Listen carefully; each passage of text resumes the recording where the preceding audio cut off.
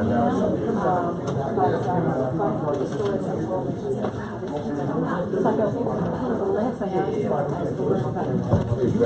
going on?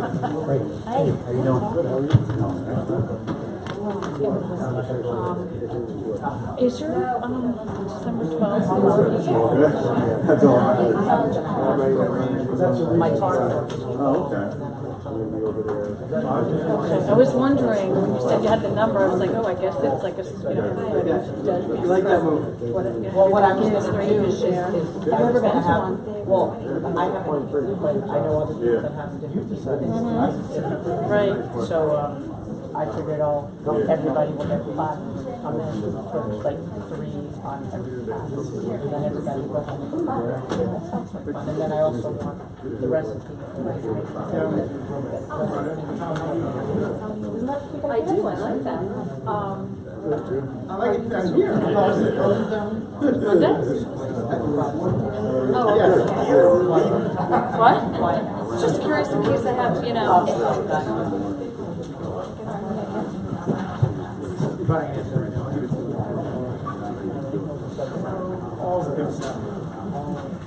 Yeah, this would be good.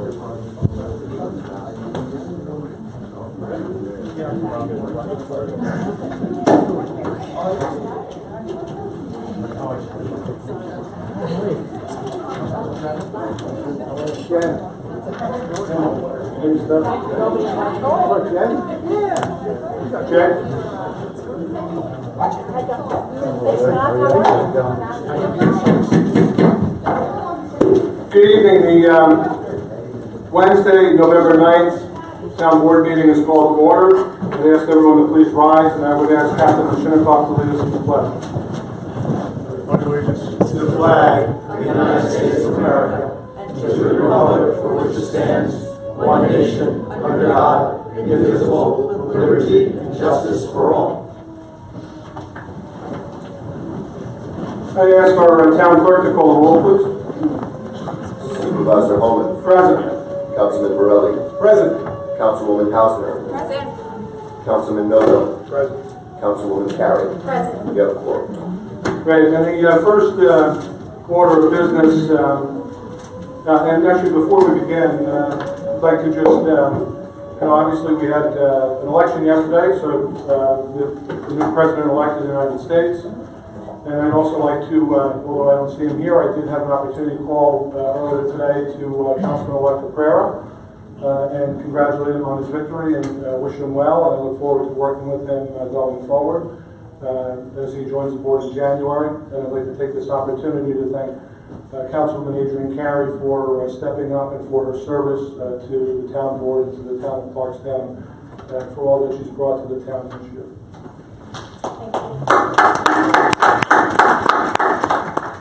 With that, I'd like to move on with the first order of business. We have 2 public hearings. The first public hearing is a resolution adopting the 2017 budget. I ask the clerk to call that.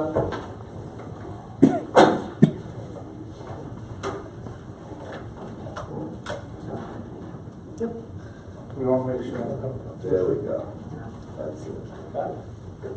Notice is hereby given that the preliminary budget for the town of Clarkstown for the year 2017 has been completed and filed in the office of the town clerk for the town of Clarkstown. The town board shall, at a meeting to be held in the auditorium of the Clarkstown Town Hall, 10 Maple Avenue, New City, New York, on November 9, 2016 at 7 p.m.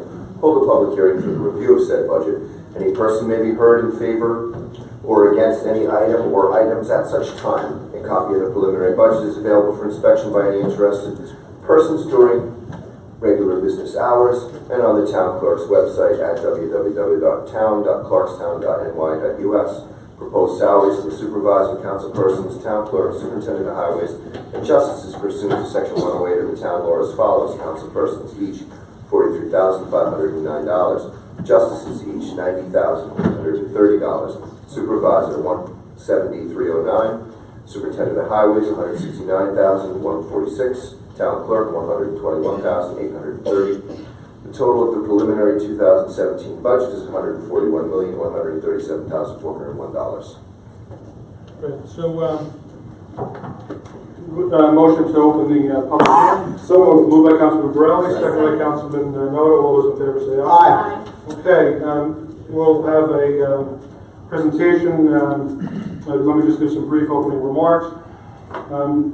First, I want to thank Controller Tom Moore and our Deputy Controller Mary Maloney for all their efforts, our department heads, who all participated fully in the process, the town board members who work closely with the administration as we move forward with the first reduction in property taxes in quite some time in the town of Clarkstown. I think we were fairly aggressive in what we were able to do. Mr. Moore has some amendments to the budget that he will go through and explain. I'm going to ask Scott Shedler, our assessor, who's also going to talk about the property tax levy, to be able to give some clarification, and we'll take any comments from any members of the board or members of the public, and we will look forward to adopting the budget this evening. Mr. Moore? Sure. I have a handout for each of the council members. If you take that and pass it down. These are a few changes to the intensive budget that was passed out some 6 weeks ago. Net result is about $52,500. But let me go through the first one. Just to clarify, and I want to make sure that the point is clear, as it relates to, there were some changes within the police department to make sure that we had made some adjustments. We had an agreed upon number of officers and staffing that we all agreed upon would not jeopardize public safety. It was going to 156. That's the number that we're going for next year within the budget. So some of the changes were actually to add $250,000 back in to cover 2 retirements, but to shift dollars to cover that within the police department budget based on some trend analysis that the controller's office did. So we'll be aggressive and we'll look to make sure that we watch our budget carefully and closely going through the new year, but that essentially was one of the major changes. The controller can go through the line items so you can see where that was accounted for in the PD and some of the other changes within the budget that constitutes the full changes within the budget that results in a 1.8% property tax levy reduction.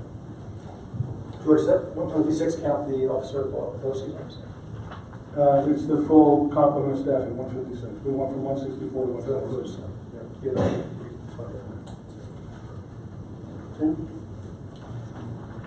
First adjustment, effective December 1st, based on departmental labor, there's a minimum salary at which an employee needs to be paid overtime. We have one employee in the finance department that was making below that works substantial overtime. So it was fiscally prudent to raise that individual's salary $5,475 to that minimum amount. So overtime does not come into play. So salary line in finance is increased $5,475. It's offset also in the finance department. The travel and meals budget is reduced $275. Fees for services $5,200. Second change, in the last budget, the Rockland paramedics funding was $30,000 less than they requested. It was determined that they used that funds to serve the town, so that $30,000 was added back to the Rockland paramedics budget, and the funds were reduced in the town attorney's fees for services, also $30,000, so that was a wash. The third one here is the police. As Mr. Holman said, the salary line for the police department was increased $250,000, and there's about a dozen lines, if you bear with me, that we were able to reduce based on looking at trends to cover that $250,000. Overtime for court security from $110,000 to $106,000, so it's a $4,000 reduction. Comp time overtime payments $268,725. brought down to $247,795, which is $20,930. Reimbursed overtime, originally $223,760, brought down to $206,000 or $17,760 reduction. Police overtime, Pyramid Mall, was $120,000, brought down to $95,000, a $25,000 reduction. Part-time employees was $375,000, brought down to $325,000, $50,000. Overtime for other personnel was $400,000, brought down to $350,000 for a $50,000 reduction. Training and accreditation was $478,500, brought down to $450,000, $28,500 reduction. Travel and meals was $50,000, reduced to $40,000, a $10,000 reduction. Telephone, $33,900, brought down to $23,900, $10,000 reduction. Phones, $130,000, brought down to $105,000, $25,000 reduction.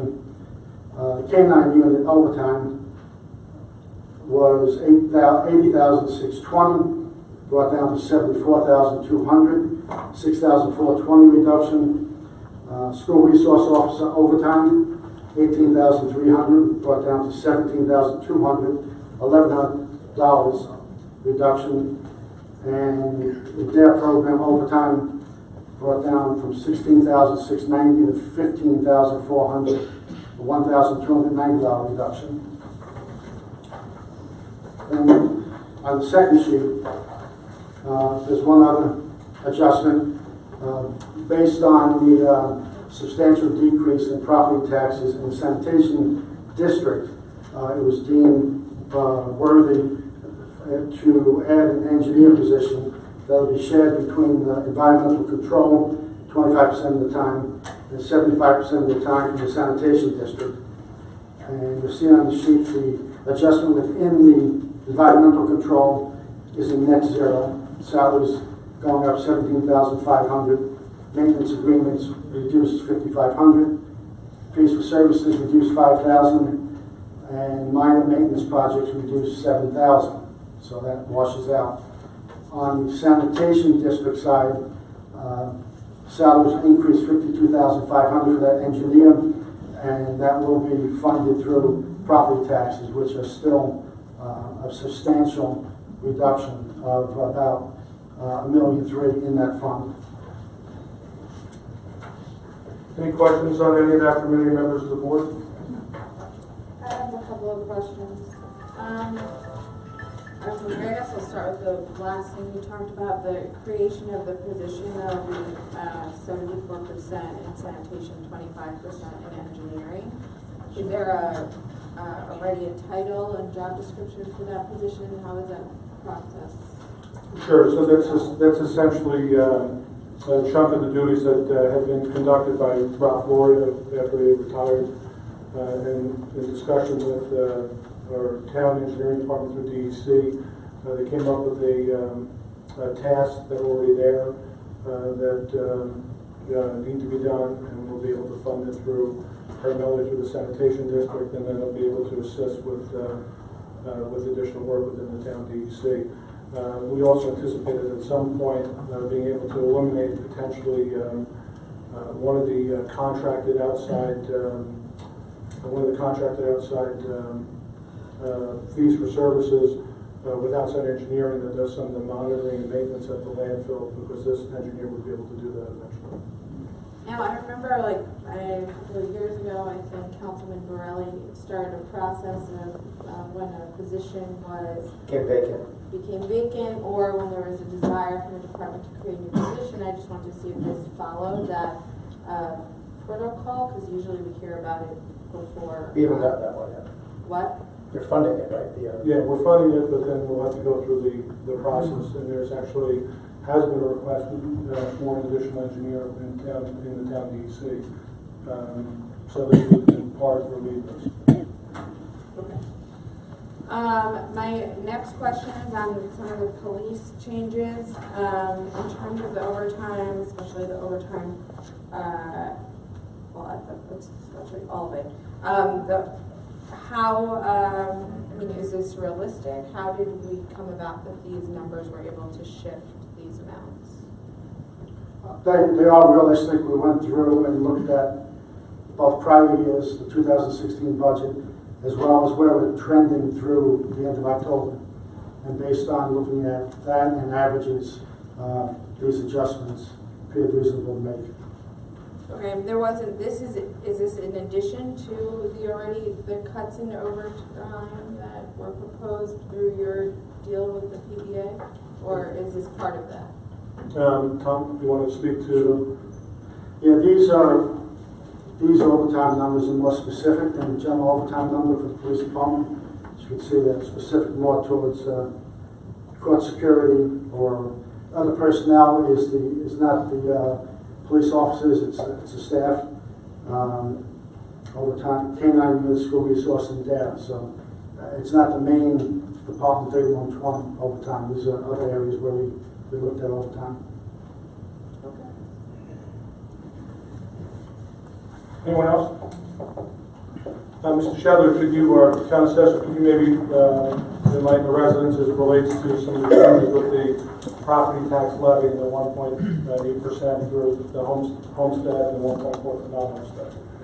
Yeah, Mr. Supervisor, members of the board, members of the public, just to give you a quick summary of assessments in the town, the overall assessments, taxable assessments in the town increased close to 1%. Overall, most of the districts.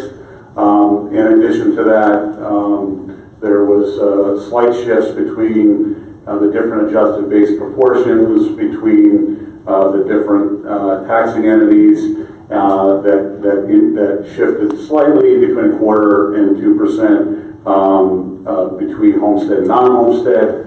After calculating the proposed changes that came from the controller's office, we indicated that there would be a 1.8% decrease in the total tax for a residential homeowner and approximately 1.4% for a non-homestead or a commercial property in the town. So that's a quick snapshot of the impact of the current budget. Any questions from members of the board? Okay, so at this point, since it is a public hearing, are there any questions from any members of the public?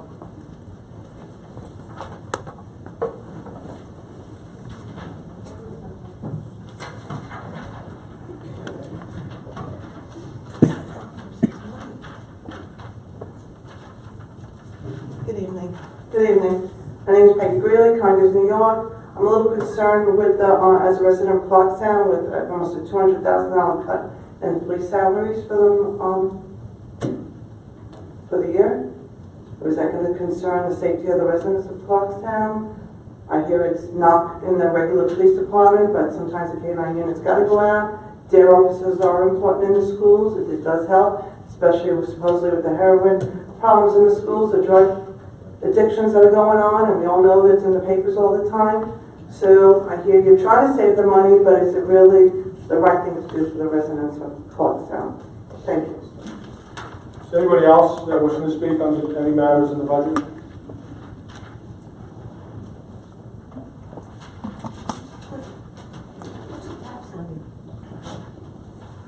Mr. Shedler, could you answer Did you get a question? the tax levy. There's different levies for different portions, you know, we have different levies for homestead and non-homestead. What I could do is, like afterward, I could give you a copy of them. That would probably be easier than try to. But it's a 1.8% reduction in the tax levy in the homestead and 1.4 in the non-homestead. Correct. Correct. Yeah. Okay. Great. Ms. Greeley, since there's no one else wishing to speak, let me answer your question. Again, I think the controller pointed out that this is based on a trend analysis. We'll monitor it closely and carefully with the police department going forward. And again, in discussions with the current police administration and the PBA, we came upon an agreed upon number for 2017 that we all felt wouldn't jeopardize public safety, that would find some savings. That, in addition to other changes and efficiencies that we found in other departments, as well as an increase in the taxable base for some of the efforts of Mr. Shedler, since he's come on as the assessor, has enabled us to have a 1.8% residential levy cut in our property taxes for our homeowners, and 1.4 for businesses. So we're confident that it's not going to jeopardize public safety, and we'll be working, as we had discussed, going forward with a working group within the police department and police administration in the coming year to monitor this, and also to make sure that we're looking going forward at other opportunities that the police department might be able to work with us on to find additional efficiencies for the future. So I don't believe that it's going to jeopardize public safety. I'll be monitoring the winter thing. So there being no additional comments, offer entertain a motion to close and adopt. So moved. Moved by Councilman Borelli, seconded by Councilman Carey. All those in favor say aye. Aye. Okay, so the second public hearing is a proposed local law amending Chapter 109, Building Construction Administration of the Code of the Town of Clarkstown, and I would ask our clerk to call that, and then we'll open the hearing, and we'll hear from our building inspector. Notice is hereby given that a public hearing will be held by the Town Board of the Town of Clarkstown, Rockland County, in the auditorium of the Clarkstown Town Hall, 10 Maple Avenue, the city of New York, on November 9, 2016 at 7 p.m. or as soon thereafter as possible for the purpose of considering the adoption of a local law entitled A Local Law Amending Chapter 109, Building Construction Administration of the Code of the Town of Clarkstown. The purpose of this local law is to amend Chapter 109-3 by repealing the language in Section 109-3A1 and 2 of the Town Code regarding building permits, because New York State Building Code regulations are now more restrictive than our current code, and the town will follow the New York State requirements. A copy of the proposed local law is on file in the office of the Town Clerk, 10 Maple Avenue, City, New York. All parties in interest and citizens will be heard by the Town Board at the public hearing to be held as aforesaid. So we entertain a motion to open the public hearing. Moved by Councilman Noto, second by Councilman Borelli. All those in favor say aye. Aye. Great, so I'd ask our building inspector to please come up and enlighten us on this change. Good evening. Basically, this has to do with the New York State Energy Code. In 2011, Clarkstown adopted a more restrictive energy code than New York State. Last month, New York State revised the Building and Energy Code, basically adopted an international energy code, which is now more restrictive than Clarkstown's. So Clarkstown's law became obsolete. We're proposing to enforce New York State Building Code as we're required to. Any questions from members of the board? Okay, thank you. Are there any questions from members of the public regarding this?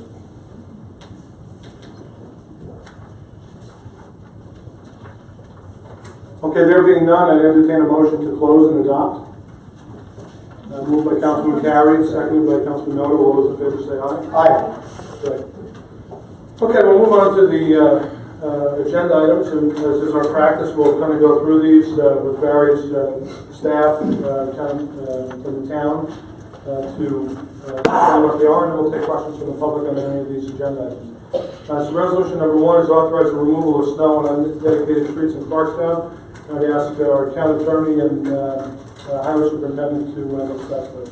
Sure, Mr. Supervisor. This is a resolution the town board does every year. It simply authorizes you to direct the superintendent of highways to seek cooperation with developers and owners of undedicated streets and to properly plow and sand them during inclement weather.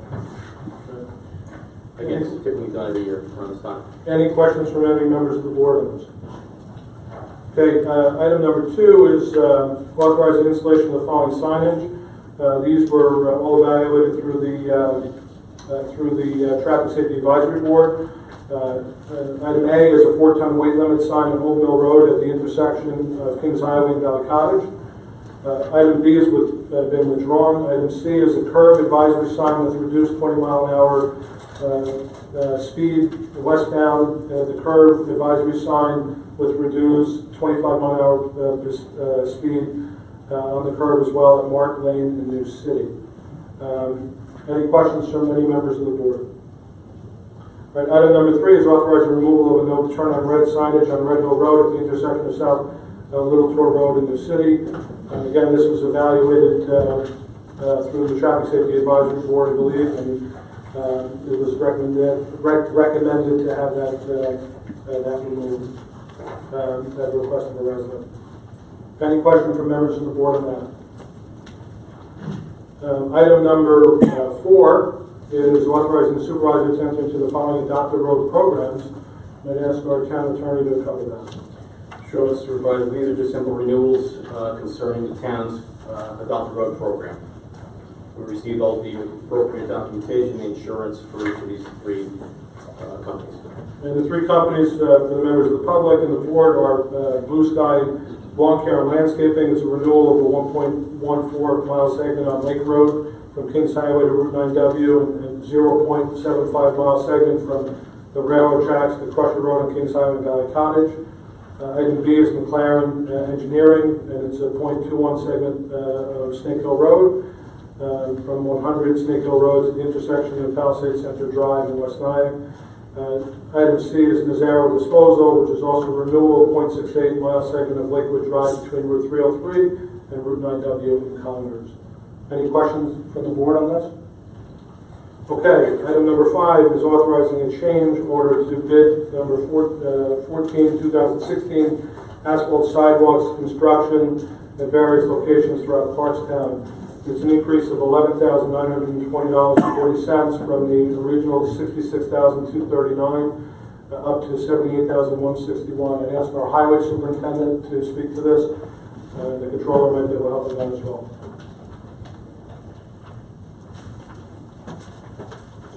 Good evening.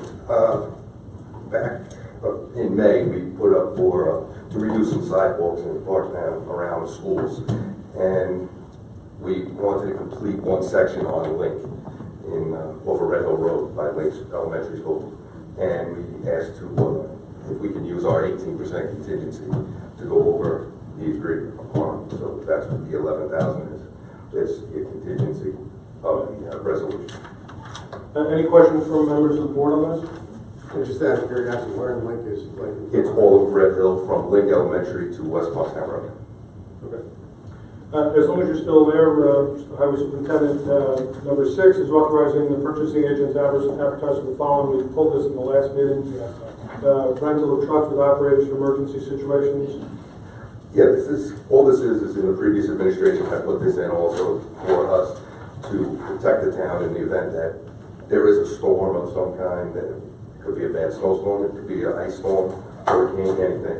And we need to go out and get more trucks, roll-offs, claws, just in case we are falling behind. And in the event that in a snowstorm, trucks start to take a beating like we've done in the last few years, Hertz, we've rented trucks from them for our drivers to use. And Frank, the question last meeting was who's going to operate these vehicles when they're on air custody and control? In the previous years, we've gone to the Carters, Nazaro, and all, and they bid, and they come in with their driver, and we pay them an amount per week. That's how we. And these are for emergency situations. Only, yes. Like hurricanes. Yeah, anything out of the yeah. And they're not replacing any of our workers. No. They're supplement to. No, we are not supplementing anybody. No one is being replaced. So I guess my question is, the way you were explaining it though, prior to the questions, was that it was a case of a machine.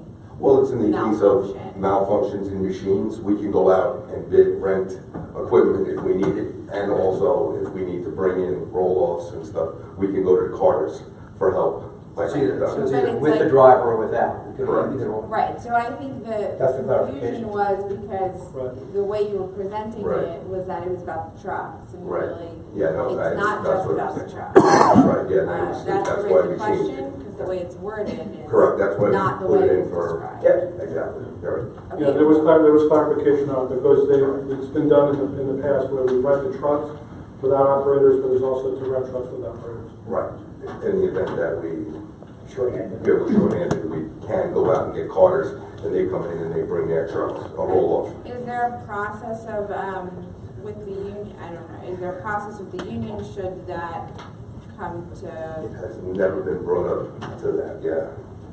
I mean, as long as everyone within the department is brought in, There's never, you know, Like we everyone's cannot, doing something correct, and we their job can't is not say we're gonna being leave 10 replaced. guys home and bring them in. That would be right. And you have a protocol of outside companies. You just go down the line like you have. Well, Obviously, it would go out to bid. You'll go out to bid and then do Yes. the selected vendor. Correct. In the interest of time, there is a planning board at 7:30 meeting upstairs, and I am going to beg the indulgence of the members of the public in the town board and ask Dennis Ledson, our Deputy Director of Environmental Control, to speak to the items that he's here to speak to. So we're going to jump a little out of order. I apologize. Dennis is going to speak about number 10. Thank you. First number 8. Number 8. Number 8, currently the town is reimbursed by various contractors and developers, either in subdivisions or site plans, for inspection time that is performed outside of regular business hours. Unfortunately, when this was enacted, regular business hours were established from 9 to 5. The majority of contractors and our 2 development inspectors are working 8 to 4. So all we're asking is that the hours be revised from 9 a.m. to 5 p.m. to 8 a.m. to 4 p.m. to match up with the general construction schedule and our inspectors' hours, so that anything outside of those hours would be reimbursed to the town by the developer or the contractor. Right. And if you could then, again, that's setting a public hearing on proposed local law entitled Local Law Amending Chapter 246, Site Plan Review, and 254, Subdivision of Land of the Code of the Town of Clarkstown regarding regular business hours. Number 10 is adopting the following procedures and policies of the Town of Clarkstown for the procurement of goods and services necessary for the implementation of projects funded by the Governor's Office of Storm Recovery of the New York State Housing Trust Fund Corporation. Yes, under this one, recently under the Community Development Block Grant Disaster Recovery Program, which is implemented through the Governor's Office under the New York Rising Program, Housing and Urban Development changed some of their procurement methods and procedures.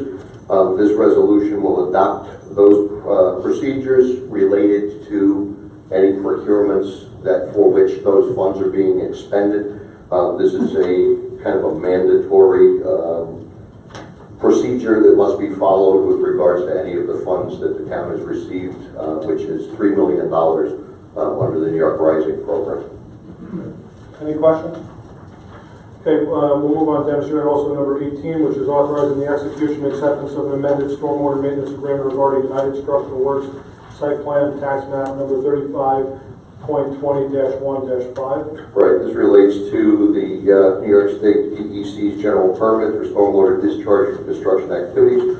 In the 2010 general permit, the DEC required that some fixed mechanism be in place for any stormwater management facilities that are implemented under development projects. United Structural Works is amending their site plan, so this is to cover the additional stormwater management facilities that are being installed under that site plan amendment. It also puts all of the obligation and cost of maintenance of any of those facilities on the developer, gives the town the ability to go in if they don't properly maintain, to maintain and to also assess that cost back as a tax levy onto the property. And then the last one you're going to be talking about tonight is number 19, the authorizing the execution and acceptance of the following stormwater maintenance agreements. Number 20, authorizing the supervisor to enter into and execute a pilot agreement with the Clarkstown Senior Phase 1 Housing Development Fund Corp. and Clarkstown Seniors Phase 1 LLC, 2018, which is $569.89 per unit times 20 units for $11,937. You can speak to that as well as the town attorney. 19 is similar to 18. It's an additional stormwater maintenance agreements for the Verizon Center, which is also being revised in Center Rock. Right. And the Mulberry Hill subdivision is for stormwater management facilities on individual lots to be maintained by the future owners. The 2 pilot agreements are related to Phase 2 of the Hanging Lake Senior Housing Development, which is finally in. They came in and applied for building permits on the 2nd phase about 2 weeks ago. Right. Any questions from the board for Mr. Hudson on any of these? Those are the 2 pilot, both for 20 units in each building to address senior affordable housing for the elderly and for the state. And this is essentially the fee that was established for phase 1, correct? Correct. And both resolution number 20 and 21 are the same. They're just two separate pilots with both two separate buildings. Both housing was 20 units. Right, and it's much needed affordable senior housing within the town of Clarkstown, which had been previously approved through the planning process 6 years ago. About 6 years ago, yeah. The first building was built about 6 years ago, yeah. Okay. Thank you, Dennis. Thank you. Have a good planning board meeting. Okay, so we'll let's jump back now. Let's jump back. So we covered highway. So number 7, authorizing the following to get rid of registration. Town attorney, please. This is number 6?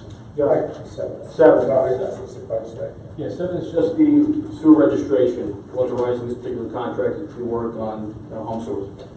Right.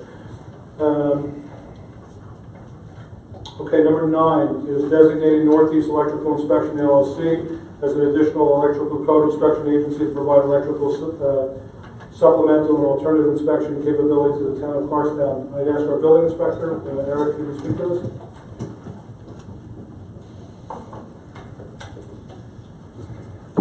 This has to do with the electrical inspections throughout, actually, New York State. This company is requesting to do business in the town of Clarkstown.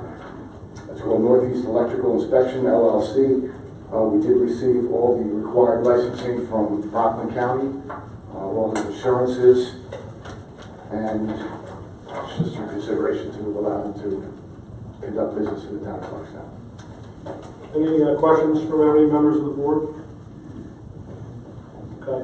Number 11 is amending resolution number 122, 2016 regarding change orders to bid number 20-2015, which is an increase of $50,000 from $1,718,991 to $1,769,281.97. And this was additional work that was required over as part of the renovations at the Drummond's Pool Complex Phase 2. It was an increase going into the contingency, and that's the total amount. And I think this closes out that entire project in its entirety. Is that correct, Mr. Moore? That's correct. These funds are covered in the capital project that closes out. Okay, any questions from members of the board? Okay, moving on to... Actually, I have a question. Do we have any kind of warranty system with all of these all this construction that happened at Drummond? Just because we've had, obviously we've had problems over the past couple of years. This was done to remediate those problems, but this is kind of like a just in case. Can I ask our town attorney to speak to that? My mic's off, but I'll speak loud. We do have warranties. And also, with respect, we do have warranties, and also, we also have retainage with respect to Phase 2, because there are delay damages in the contract, which will have to be worked out, but we are holding a significant amount of retainage that's over and above what's owed to contractor. Okay. In addition to that, there had, prior to my time as supervisor, there have been some delays in Phase 1 that have been negotiated out, and the town, maybe the town attorney can speak to that? Sure, that Phase 1 was also a delay claim, but that was also resolved with the superintendent of Parks and Rec, so we resolved that and closed out Phase 1. And that was a cash payment and also the purchase of It was a pool cover, a cash payment to the town, and a credit. Correct. And I do expect that since there were delays that resulted in Phase 2, that we will be attacking the retainage and recouping some dollars. Resolution number 12 is authorizing additional financing and construction and renovations of Drummond's pools. It reflects they went up to $55,000. It reflects the adjustment of $50,290. And again, we do expect that there'll be some retainage in Phase 2 that we'll be able to go after, which is to be negotiated out. Any questions on that? Okay, resolution number 13 is authorizing additional financing for the partial reconstruction of the Trap Hagen House in West Nyack. That's an additional $27,000. That was we discussed this previously. This was in order to allow us to actually issue the bonds, we approve the work. This was, correct me if I'm wrong, this was, Tom, this was the repairs to the trap hangings related to the heat. The house was not winterized, didn't have, needed some repairs to the heat, and to winterize the house would have cost $27,000. To actually put heat in the house so that it could allow for year-round use was $27,000, so we went ahead and did that. Right. That's correct, and this is to fund it through bonding. Any questions from members of the board on this? Okay, number 14 are personnel items. Number 14A is the resignation by retirement of Joanne Peterson, the Superintendent of Recreation and Parks, retroactive to October 29th, 2016. And resolution B is the leave of absence of Christy Miranda from the Clarkstown Police Department, police radio dispatcher, and it's granted as per her request. A leave without pay pursuant to the Family Medical Leave Act effective November 9th, 2016.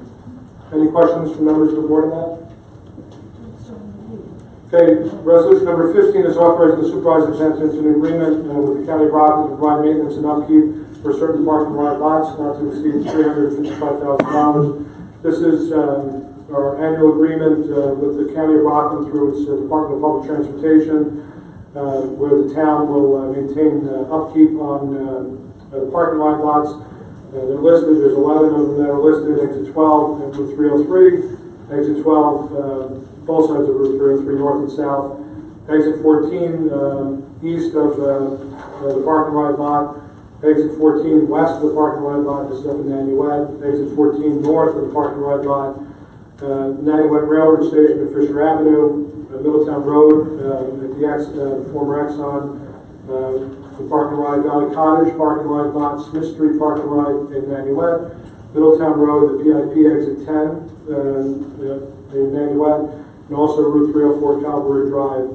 And this is an agreement that will start on January 1st, 2017, terminating on December 31st, 2017, and the county agrees to reimburse the town for upkeep of these lots up to not to exceed $355,000. It's our annual agreement. Any questions from members of the board on that? Okay, and number 16 is authorizing the supervisor to accept proposal and enter into agreement with the New York Power Authority regarding ASHRAE Level 2 audit for town buildings.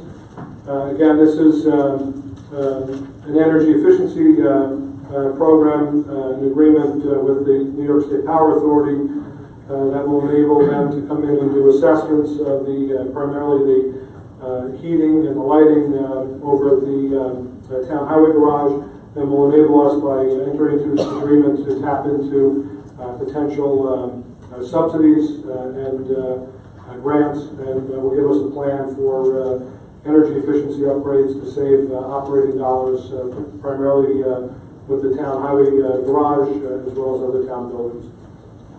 Any questions from members of the board on that?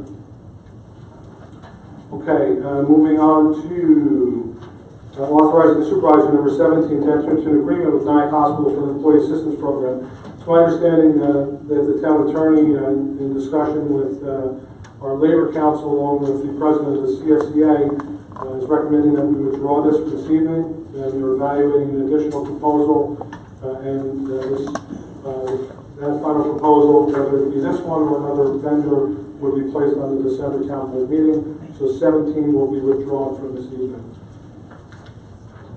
Okay, we did 18, we did 19, we did 20, we did 21, 22. Amending the agreement with Major Consulting regarding Clarkstown Executive Park Project, not to exceed $35,000. So I'll ask our highway superintendent to please come up and explain this.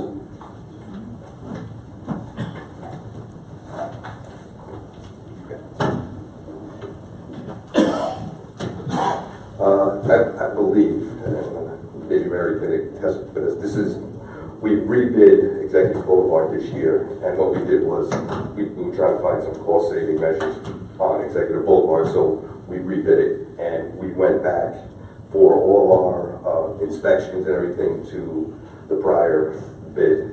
And we had some money in there that we were able to use. So that's why we used all our inspections from last year's. We had money left over. If maybe Mary would know better how to explain it. So the 35,000 is actually the funding coming in, but it was to cover Mazer, which was doing the evaluation and the monitoring and the inspections. Correct. Everything for the capital project over Executive Boulevard. It was $35,000 in total. Correct. Good.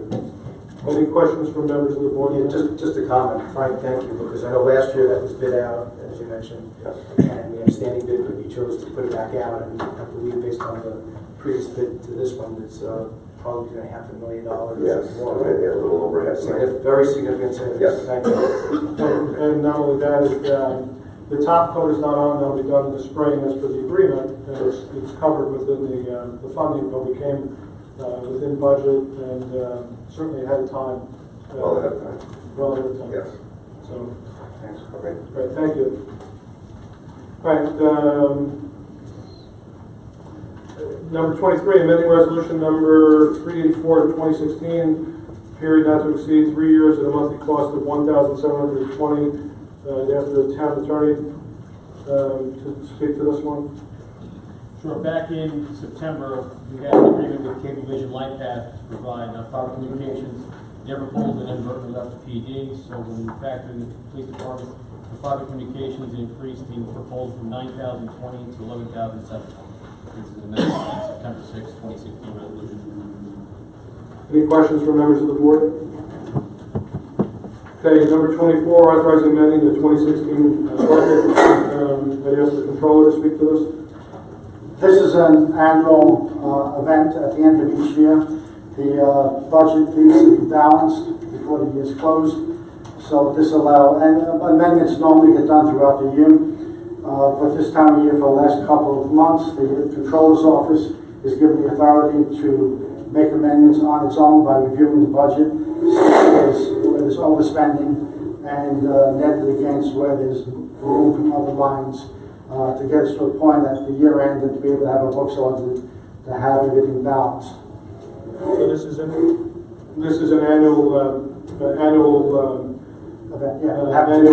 resolution that allows for the controller's office to basically do the final closeout on the budget for the year. Any questions from members of the board on this? We'll move on to number 25, waiving the notice requirement in section 110-B of the New York State ABC liquor law with respect to liquor license for the Clubhouse Bar and Grill located at 191 South Main Street in the city. Town attorney, please. Sure. This is a request to waive the 30-day requirement under the state liquor law, section 110B. An applicant, the municipality has the opportunity to comment on a liquor license. And there's a 30-day window to do that, but most municipalities do not comment. They can if they want to. This is a request for a waiver of that 30-day requirement. Can I just ask why we would waive? Why would we go ahead and Because it actually provides a faster timetable with the SLA, the liquor license. They don't have to wait the full 30 days.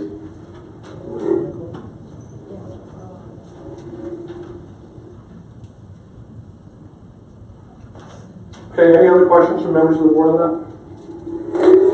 Okay, the last two are authorizing the town to purchase a conservation easement in connection with the Trust for Public Land purchase of property adjacent to Hook Mountain State Park. That's number 26. And number 27 is authorizing funding for the acquisition of a conservation easement or proportionate interest therein with respect to a portion of the Marydale property located in the village of Upper Nyack, and the estimated cost is not to exceed $300,000. For those that are familiar with this, the Marydale sisters are selling a large portion of their property down adjacent to Hook Mountain. The Trust for Public Land, in partnership with the town of Clarkstown and the village of Upper Nyack, are acquiring the property, and it will be merged into state parklands to make this property forever park space and green. In order for the town to participate, we're actually acquiring the rights to a conservation easement in conjunction with the Trust for Public Land adjacent to Hook Mountain State Park, where we'll actually be acquiring an interest in property that's not being sold, as well as the property that is being sold, which will ensure that the property remains forever parkland. And that's number 26. And number 27 is authorizing the funding of that through bonding for the town of Clarkstown going forward. And we plan to close on this, I believe, January, when all the entities' approvals are acquired with the Village of Upper Nyack and the Trust for Public Land. And it'll be a great addition to Hook Mountain State Park with some extension of the trails there and forever protecting property in that portion of the town and the viewscape. Any questions from members of the board on that? So that concludes all of the resolutions. At this point, we'll take any questions or comments on any of the resolutions from any members of the public that are here present. Are there any questions on any of the resolution items? Yes, please come forward. Please come forward. Can I ask about the budget? We already adopted that. I know, I wasn't here. I thought this meeting started at 8 o'clock. It's noticed for 7 o'clock. Well, I thought town board meeting started at 8. No, this meeting was noticed from earlier in the year at 7 o'clock. It's my recollection that these are typically 7 o'clock, the budget meeting. So I can't talk about something on the budget until later on. At the end, we'll give you an opportunity. We already adopted it as a 1.8% residential tax levy. We can talk about it later on. Okay. Any other questions on any of the resolution items that are on the budget, on the agenda? In the back.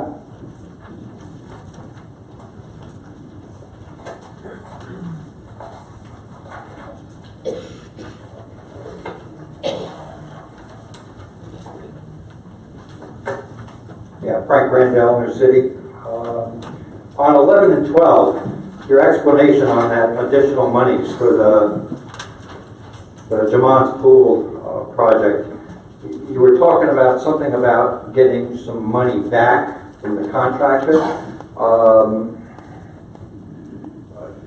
I'd like to see if you can go into more detail about what we're looking to get back rather than bonding and spending more money that I think is, I don't see why this project, I mean, it seems like every project in town always eating up contingency funds. Even when you have a contingency like that sidewalk thing, which is what I had a question about too. I think that was number 5, which I heard Frank explain that, using the contingency to expand the project. All right, that I can understand. But, I mean, here we've had nothing but change orders and additional costs eating up contingencies, and on top of the contingencies, more money being spent for this project, which maybe now is finally done, but, we got $250,000 over and above what the original bid was. I mean, can't government restrain itself from, spending money on a project without having to go wildly over budget all the time? I mean, I hear this board always, pat themselves on the back for saving money. On the other hand, I never see anybody held accountable for overspending on projects, and it ticks me off, especially with this pool project, because, I mean, here we had, Parks and Rec that, for what? A time there when the issue of water being wasted there, where the town spent over $100,000 in water bills, because of a leaky pool, and nobody was held to account for that. I don't hear anybody, being outraged over wasting taxpayer money there, or going over budget on a project. But I hear a little talk about, maybe getting some funds back from a contractor from not meeting a time schedule or something, but very little about that. But no accountability for overspending here. Just patting ourselves on the back for what money we save, on one hand, but, squirreling it away, on the other, big time. There's another phase to this pool project still? Ask all your questions, we'll get everybody. Okay, because if there is, there needs to be, and I see this with many bids, with regards to projects in town. I don't know who writes these bids up, but apparently, you know, they're not being... Mr. Brindle. Excuse me? If you could just finish up. Yeah. You know, there's just no accountability for the people that are writing these bids because they're always eating up contingencies as well as... Okay, thank you. You know, bids are not being... No answer at the end. Anyone else have a comment or a question on a budget item, on an agenda item? Ms. Hook, you have another item? Yeah, since I wasn't here. Please come up so we can get it for the record.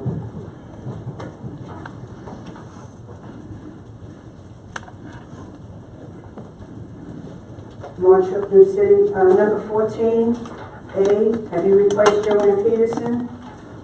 And number 23 and 24, since I wasn't here, I'd like an explanation about those.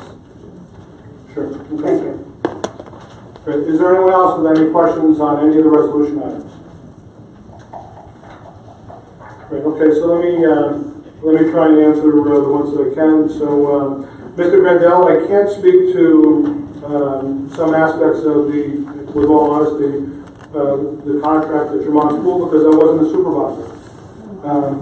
When the contract was awarded, and much of this work was done in 2015 and in the start of my term. Certainly, I will tell you that we were disappointed that the contractor blew their deadline for the substantial completion of the work, and it directed the town attorney to move forward with us in enacting penalties, and we are going to enact penalties against the contractor. I don't really want to get into the specifics, but we're certainly looking to, because it's a legal matter, but we're certainly looking to recover as much as we can under the contract as it relates to penalties. Town attorney, how much further can I go than that? That's about it. Other than I have been in touch with counsel for the contractor. We're trying to work something out, but again, it's still subject to negotiation at this point. Right. But like I said, we're still holding enough retainage that will cover the delay damages. And just, let me be clear, that is holding people accountable, and as it relates to this. I also just, want to point out, again, that we've retired $4 million more in bonded debt than we were taking on in the current, in the coming year, which is actually reducing our overall bonded indebtedness. One of the things you may have heard with the highway superintendent, there was a fulsome discussion early on in the year. We needed to move forward with Executive Boulevard, which was in need of repair, and we committed to do that. We put it out for rebid, and we were able to reduce the price by well in excess of $500,000, and that project actually did come in ahead of time and on budget. That was a very positive project that took place during my tenure that I can speak to. So I agree with you. When there are issues with contractors and when there are problems, we'll go back and work on making sure that we can address those. And as it relates to number 11 and 12, we are going into retainage. And again, some of the aspects on the overage on that project predate me. I kind of inherited it. What had taken place, it had actually started, was approved in August of 15 and started immediately after the close of the pool in September, and work was ongoing for 3 months before I became supervisor. So we kind of inherited it. It is what it is. It's closed out, and even to a certain extent, we can get into some of the specifics. I'm sure that I can reach out to Joanne Peterson and get some additional information, even though she's retired. But largely, some of these overages related to issues with some change orders within the pool house, the pump station over there, and this was required as it relates to changes within code for the municipal pool. I'm glad that the work is done, and the residents will be able to enjoy Tremont's pool, going forward for many years to come. I don't believe that we're looking really at phase 3. There's some minor work that we're going to look to try and do for the bathhouses over there, or maybe the bathrooms, and we're going to try and look at that going forward, but much reduced from what had been anticipated, and potentially even just looking at improvements in general maintenance, and trying not to do it as a capital project, to do it in future budgets instead of capitalizing the dollars. But I agree with you. There's a commitment from myself and the members of this board to reduce our overall bond and indebtedness, just by the reduction in the $4 million in our overall bonded debt and the restructuring of 2 years of old bonds, from 2007, 2008, we're able to save $600,000 in operational costs in 2017's budget. So it's important that we look at those things and make sure that we're saving dollars wherever we can. Ms. Hook, number 14, no, we're going through the interview process for Ms. Peterson's replacement. I want to thank Elaine Applebaum and Chip Connington, who are the senior members of that department that are each serving at 2 weeks of the clip as the acting heads of the department, and we anticipate that within short order that I'll be presenting a recommendation to the town board on the replacement for Ms. Peterson. Number 23 and 24, number 23 was actually LightPath, which is taking over the communications, I guess the internet communications for the town, and the police department line was inadvertently omitted from the budget when that was from the proposal when that was approved in September. So it's an amendment to that.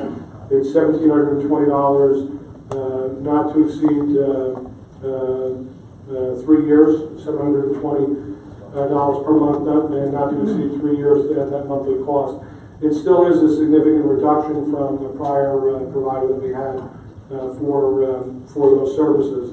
And number 24 is an annual, at this time of year, where the town board gives blanket authorization for the town controller to amend the budget to be able to close out anything that's left at the end of the calendar year, so that we can move forward with closing our books, so we'll be ready for audit. It's nothing specific. It just gives the authorization for the town controller to be able to make any budget amendments that are needed to balance the budget at the end of the year, so that we'll be ready for audit. I think that's everything. With that, we'll move forward with the resolutions. Resolution number 1, authorizing removal of snow. Moved by Councilman Hausner, second by Councilman Borelli. All those in favor say aye. Aye. Resolution number 2, authorizing installation of the following signage. Moved by Councilman Carey, second by Councilman Noto. All those in favor say aye. Aye. Resolution number 3, authorizing removal of the no turn on red signage at Red Hill Road at the intersection of South Littleton Road and New City. So moved by Councilman Borelli, second by Councilman Noto. All those in favor say aye. Aye. Resolution number 4, authorizing the supervisor to enter into the following adopted road programs, A, B, and C. Moved by Councilman Noto, seconded by Councilman Carey. All those in favor say aye. Aye. Resolution number 5, authorizing change order bid number 14, 2016. Moved by Councilman Hausner, seconded by Councilman Carey. All those in favor say aye. Resolution number 6, authorizing the purchasing agent to advertise for the following bid number 18, 2016. Moved by Councilman Noto, seconded by Councilman Borelli. All those in favor say aye. Resolution number 7, authorizing the certificate of registration. Moved by Councilman Borelli, seconded by Councilwoman Councilman Carey. All those in favor say aye. Resolution number 8, setting a public hearing on the law. Moved by Councilman Noto, seconded by Councilwoman Carey. All those in favor say aye. Resolution number 9, designated Northeast Electrical Inspection LLC. Moved by Councilwoman Hausner, seconded by Councilman Noto. All those in favor say aye. Resolution number 10, adopting the following procedures and policies for the town of Clarkstown for the procurement of goods and services necessary to the implementation of projects funded by the governor's office of storm recovery. Moved by Councilman Borelli, seconded by Councilwoman Carey. All those in favor say aye. Resolution number 11, amending resolution number 122 of 2016 regarding change orders. Moved by Councilman Carey, seconded by Councilman Noto. All those in favor say aye. Resolution number 12, authorizing additional financing for the construction and renovations at Jamal's Pool Complex, West Nyack, Phase 2. Moved by Councilman Noto, seconded by Councilman Carey. All those in favor say aye. Resolution number 13, authorizing additional financing for the, moved by Councilman Hausner, seconded by Councilman Noto. All those in favor say aye. Resolution number 14, personnel, various personnel changes, A and B. Moved by Councilman Hausner, second by Councilman Borelli. All those in favor say aye. Resolution number 15, authorizing the supervisor to enter into an agreement with the County of Rockland to provide maintenance and upkeep for park and ride lots. Moved by Councilman Noto, second by Councilman Hausner. All those in favor say aye. Can I just ask everybody to turn off their mics? We'll try and just shout. Good. Resolution number 16, authorizing the supervisor to accept proposal and enter into an agreement with the New York Power Authority. Moved by Councilman Noto, second by Councilman Borelli. All those in favor say aye. Resolution number 17 is withdrawn.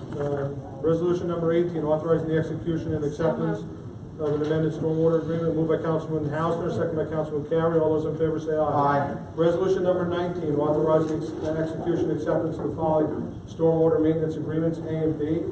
Moved by Councilman Noto, second by Councilman Carey. All those in favor say aye. Resolution number 20, authorizing the supervisor to enter into and execute a ground agreement. Moved by Councilman Borelli, second by Councilman Hausner. All those in favor say aye. Resolution number 21, authorizing the supervisor to enter into and execute a pilot agreement with the Clarkstown seniors. Moved by Councilman Noto, second by Councilwoman Carey. All those in favor say aye. Resolution number 22, amending agreement with Mazer Consulting regarding Clarkstown Executive Park project. Moved by Councilman Noto, second by Councilman Carey. All those in favor say aye. Resolution number 23, amending resolution number 384, 2016. Moved by Councilman Noto, second by Councilwoman Carey. All those in favor say aye. Resolution number 24, authorizing amending the 2016 budget. Moved by Councilman Borelli, second by Councilman Noto. All those in favor say aye. Resolution number 25, waiving the notice of requirement. Moved by Councilman Hausner, second by Councilman Noto. All those in favor say aye.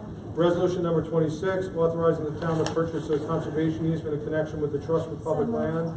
Moved by Councilman Carey, second by Councilman Noto. All those in favor say aye. And resolution number 27, authorizing funding for the acquisition of a conservation easement or proportionate interest therein with respect to the Marydale property in the village of Upper Nottingham. Moved by Councilman Hausner, second by Councilman Noto. All those in favor say aye. That concludes our regular resolutions. At this point, we'll open the floor for any additional questions or comments from members of the public on any item.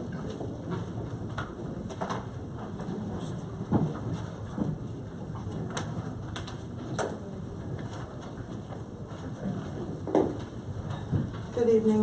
Really, Congress, New York. If you notice, I've been coming the last couple of weeks, I guess, a couple of months, and I keep hearing a lot of things. And one of the things I heard just now is that you Supervisor Holman, you were not the town supervisor at the time of the pool.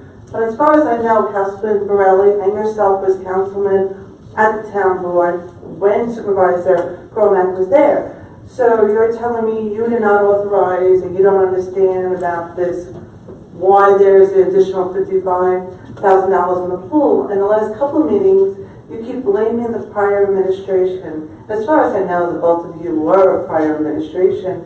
So I think we should just say what the truth is and stop blaming other people. Maybe you don't remember what it is. I'm sitting here tonight and you're going to tell me every one of you will not remember the 27 things you just agreed on. And every week I come, every month I come, you agree on many items. So the next person that may be sitting here, maybe town supervisor, you're going to blame the past supervisor. I don't think we can do that. I think we should just take onus to what these are. And I agree with the gentleman back here that spoke up. The last time I spoke at the last town board meeting, I agree with him. I'm seeing dollar signs. You're spending and spending.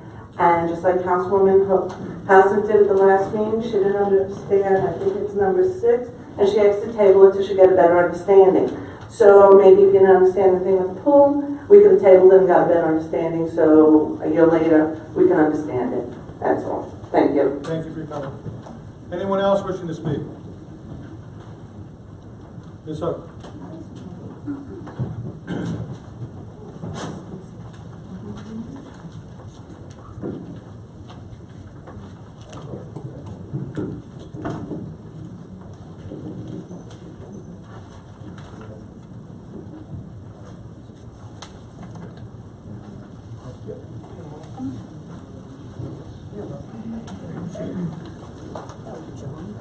Good, how are you?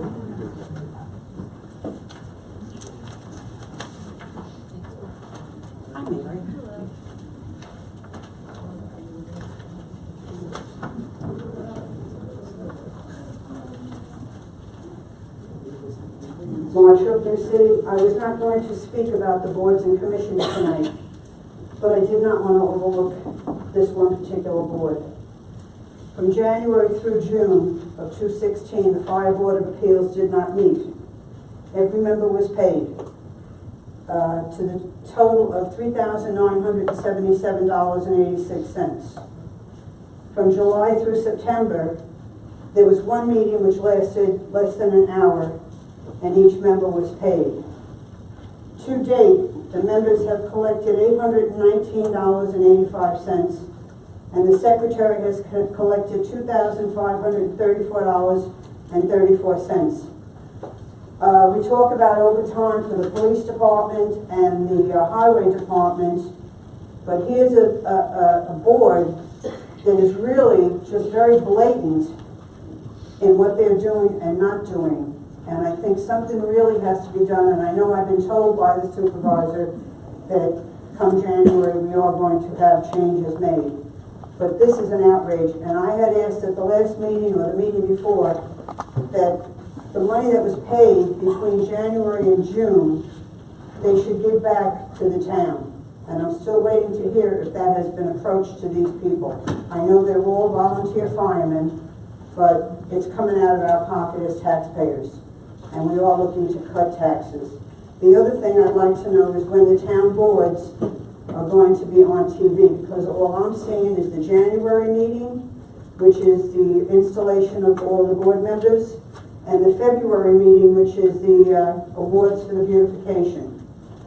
So I'd like to know what's going on with that. Thank you. Anyone else wishing to speak?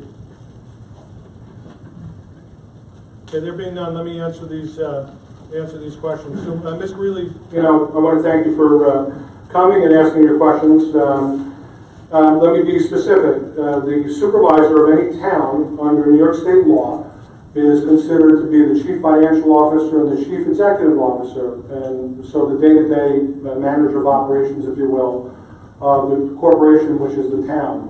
And as you heard tonight, our town budget is in excess of $141 million. So we have a fairly sizable corporation with hundreds and hundreds of employees, with folks that have various responsibilities. The department heads report to the supervisor, and the supervisor is the day-to-day manager of operations. So I can't speak to what took place before I became supervisor.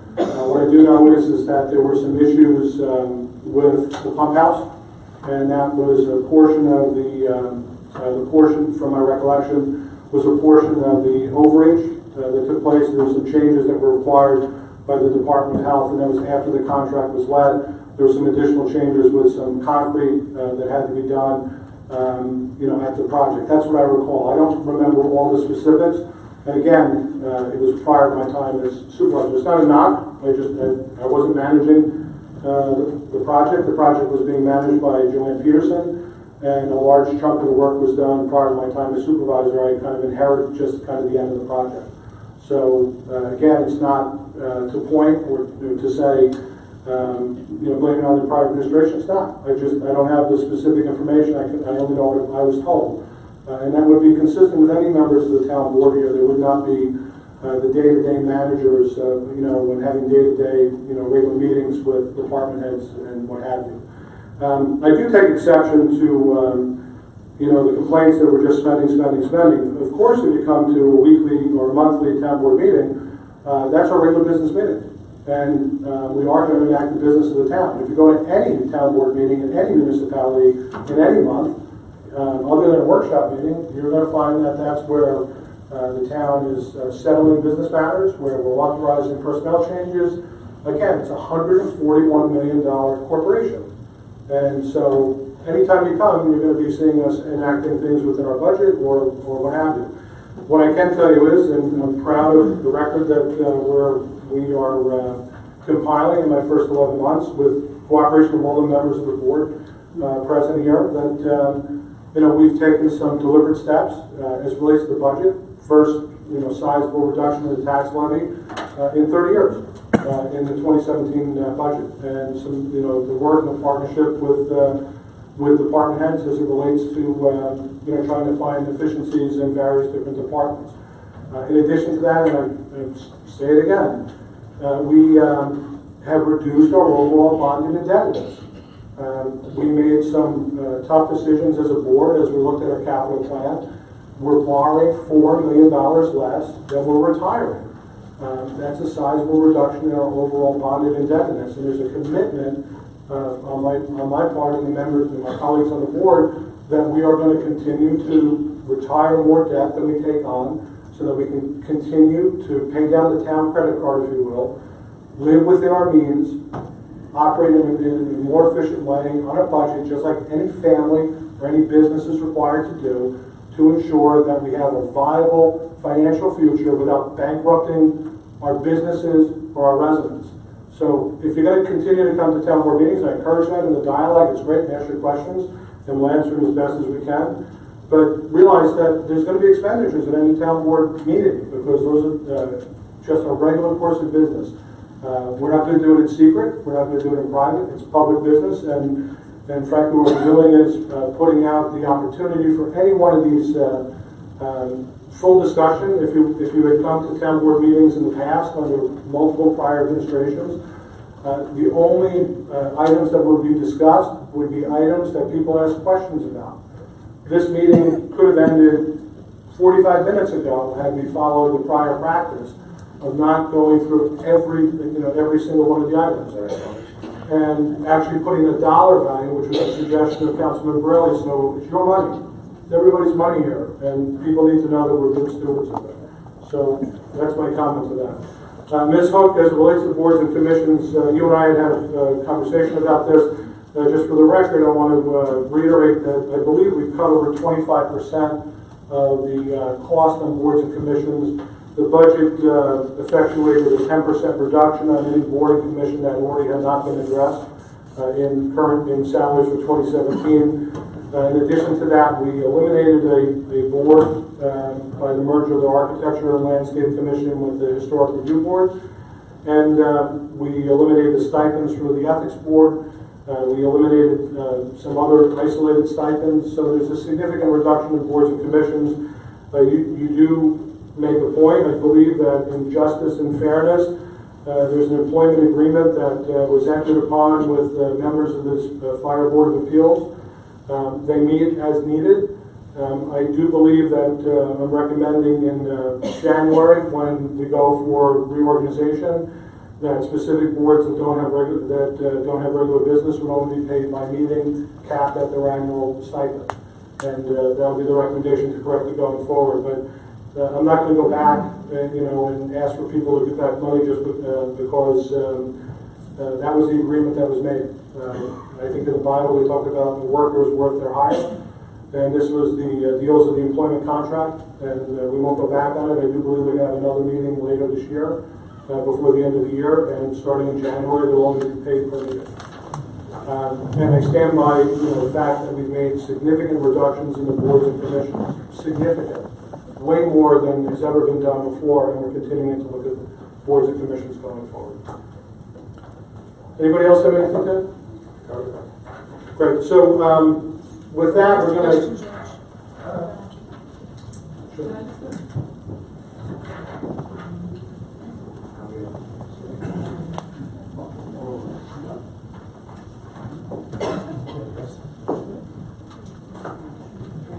Valerie Moldow, I just want to make a quick comment. I just want to commend Adrian for a very respectful and tasteful campaign. It speaks a lot to her character, and I just want to tell her how much I appreciate it.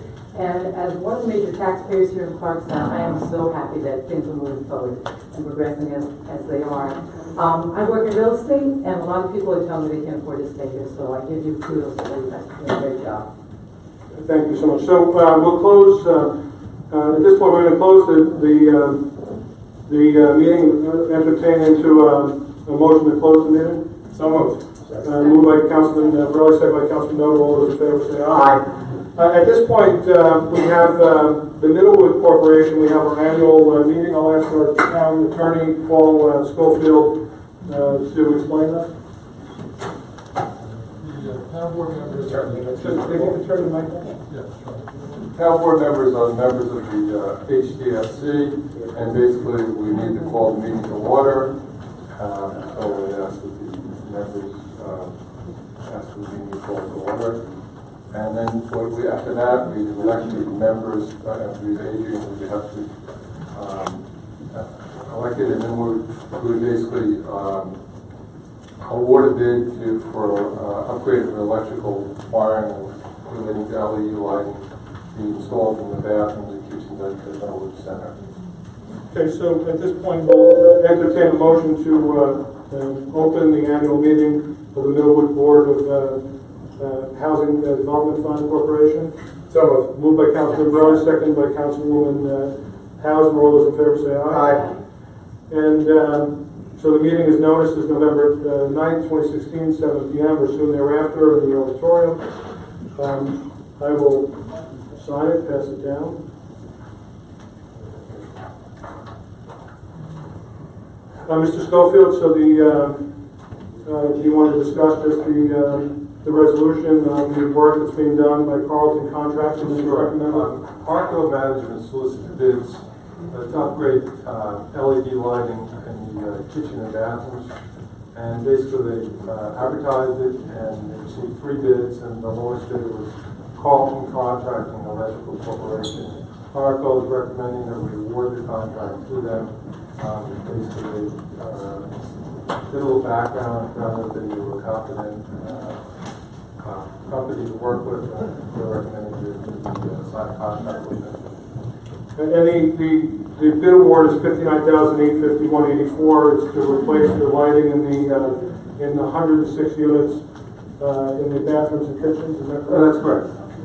And again, the Arco had done a vetting process and went through bidding, and this is who they're recommending to the town as the most responsible lowest.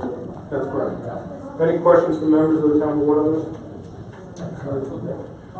Okay, so I entertain a motion to award the bid to Carlton Contracting.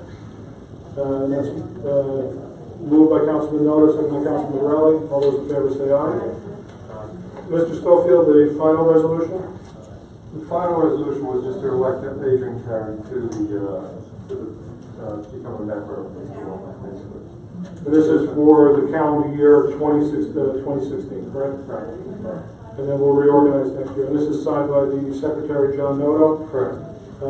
Which I have the correct copy of. So moved. Moved by Councilman Borelli, seconded by Councilman Noto. All those in favor say aye. Aye. Any additional business on this? No. So I entertain a motion to close the Millwood Housing Development annual meeting. So moved. Moved by Councilman Borelli, seconded by Councilman Hauser. All those in favor say aye. Aye. Right. Meeting is adjourned. Thank you, everybody, for coming.